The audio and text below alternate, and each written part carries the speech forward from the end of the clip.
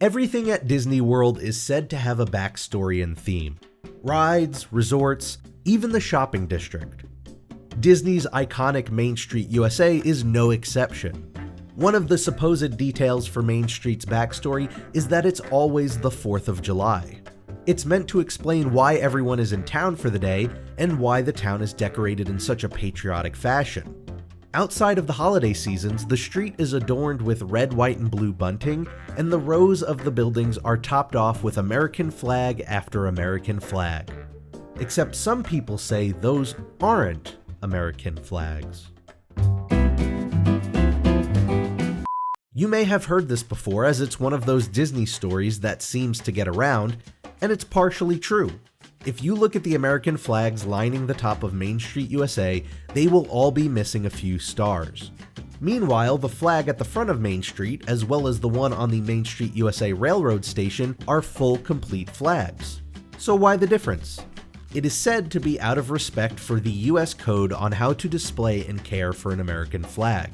The idea is that by removing those stars, the flags are no longer official American flags, and so they're not held to the same guidelines.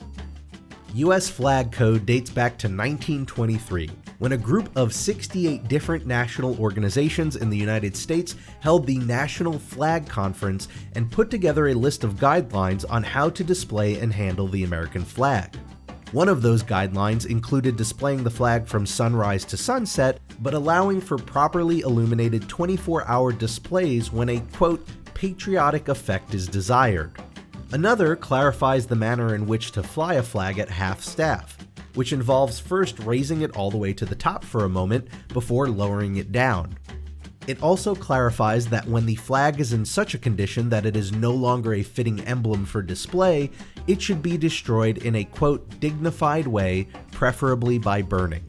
However, back then these guidelines were just that, guidelines. It wouldn't be until the summer of 1942, just 7 months after Pearl Harbor, that Congress would codify those guidelines into U.S. Code Title IV, Chapter 1. 26 years later, the Flag Protection Act of 1968 was passed by Congress, largely in response to protests against the Vietnam conflict, that set up federal punishments for acts considered to desecrate the flag. However, even then it was fairly vague. It threatened a fine and imprisonment, but there wasn't much detail as to how much. Over 20 years after that, the Flag Protection Act of 1989 aimed to clarify those punishments by specifying a $1,000 fine and/or 1 year in jail. It was a congressional response to a Supreme Court ruling the year before that decided that desecrating the flag was protected by the First Amendment. So naturally, when the act was passed in 1989, it was challenged again, and once more it was struck down by the Supreme Court, citing a citizen's First Amendment rights. So why go through all that history? Well, it's a longer way of putting it, but the general idea is that while there does exist US code outlining how a flag should be flown and handled, there's actually no obligation to follow any of it. Beyond that, there's question as to whether the alleged workaround by Disney would actually have any impact if the Flag Protection Act of 1989 had been found to be constitutional. Part of the act amended subsection B, which outlined what would be considered a US flag. That amendment was packed with legalese, but it essentially included any flag that, when seen by the average person and without deliberation, would be believed to represent the flag. In other words, if it looked just like the US flag by the average guest, then it's protected by the same codes as the real deal.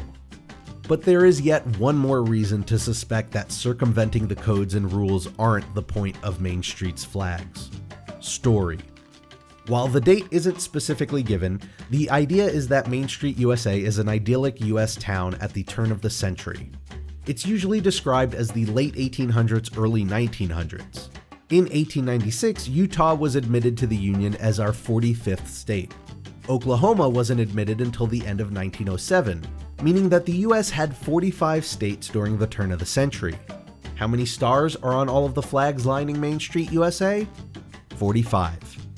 It's not just a coincidence either. The star pattern on the Main Street flags follows the same 8-7 pattern that the 45-star flag flew during that time period. So in actuality, the flags along Main Street USA are historic US flags. While there is nothing in the flag code that specifies how historic flags are to be treated or handled, it's generally accepted that they should receive the same treatment as the current official US flags. So with regards to the original fact that gets passed along, the flags along Main Street would still, in theory, be held to the same standards as the real one at the end of the street. But of course, that doesn't mean Disney is breaking any rules because, again, these codes aren't enforced. They're guidelines, and there's no punishment for not following them. So in a way, that story that gets passed around and posted on blogs is kind of true and kind of not.